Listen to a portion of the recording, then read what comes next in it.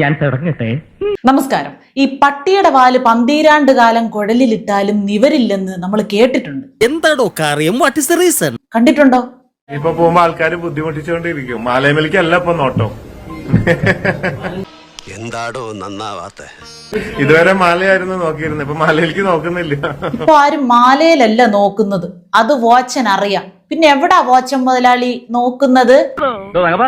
തന്റെ ഈ പെണ്ണുങ്ങളെ കാണുമ്പോൾ പരവേശം പരാക്രമം ഉണ്ടല്ലോ, അത് ഇന്നോട് അവസാനിപ്പിച്ചോണം. ജയിലിലെ ആഹാരം വല്ലാതെ അങ്ങ് പിടിച്ചു പോയെന്ന് തോന്നുന്നല്ലോ. ജയിലിൽ ഗോതമ്പുണ്ടൊന്നുമില്ല, അതൊക്കെ എന്നേ നിർത്തി.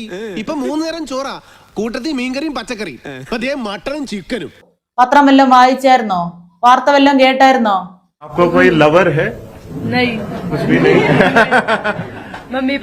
കേരളത്തിൽ നിന്ന് അങ്ങനെ ആരെങ്കിലും? എന്നെ ഉദ്ദേശിച്ചല്ല പറഞ്ഞത്, വേറെ ആരെങ്കിലും? ഉളുപ്പുണ്ടടാ ചക്കണക്ക്. വയസ്സാകാലത്ത് പെമ്പിള്ളേരെ കാണുമ്പോ എന്താ 16 വയസ്സുള്ള ഒരു കൊച്ചു പെൺകുട്ടിയാണ് അടുത്തിരിക്കുന്നത്. ആ ബോധം വല്ലതും ഉണ്ടോ? കേരളത്തിൽ നിന്ന് കാമുകന്മാരെ വല്ലതും പ്രതീക്ഷിക്കുന്നുണ്ടോ? എന്നെ ഉദ്ദേശിച്ചല്ലെന്ന്. നിങ്ങളുടെ പേരക്കുട്ടി ആകാനുള്ള പ്രായം പോലും ആ കൊച്ചിനില്ല.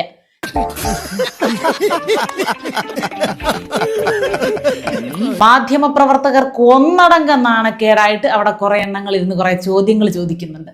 ലവർ ഉണ്ടോ? 16 വയസ്സുള്ള ഒരു പെങ്കൊച്ചിന്റെ അടുത്ത് ലവർ ഉണ്ടോ എന്ന് ഹിന്ദി ചോദിക്കാനുള്ള അടിസ്ഥാന ഭാഷാ പ്രാവീണ്യം പോലും ഒരെണ്ണത്തിനും ഇല്ല. വിദ്യാഭ്യാസമുള്ള ഒരുത്തനും നമ്മളെ പാർട്ടിയിലില്ലേ? നമുക്ക് വശമില്ലാത്ത ഭാഷയായി പോയല്ലോ.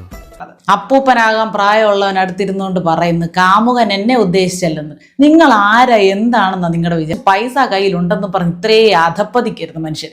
പോക്സോ കേസ് ചുമത്താനുള്ള എല്ലാ വകുപ്പും നിങ്ങളുടെ മേലായിട്ടുണ്ട്. ഞാൻ മലം മുട്ടി നിൽക്കുന്ന ആനയാണ്, എനിക്ക് അവളെ കെട്ടിയേ പറ്റൂ. എനിക്ക് കെട്ടാൻ മുട്ടിയിരിക്കാണ്, എന്നെ തടയരുത്. ഞാൻ പോകുന്നു. Bye bye.